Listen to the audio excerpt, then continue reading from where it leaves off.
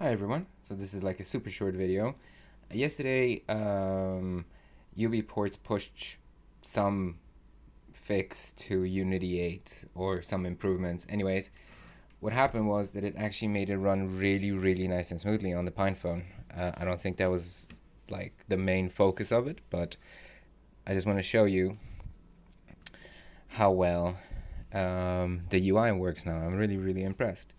So this drawer used to be a little bit laggy previously, but now it's like super, super smooth.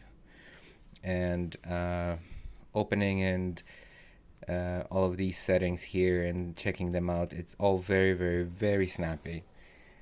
And like even if you open applications, it just seems everything seems quite a bit snappier than it did previously.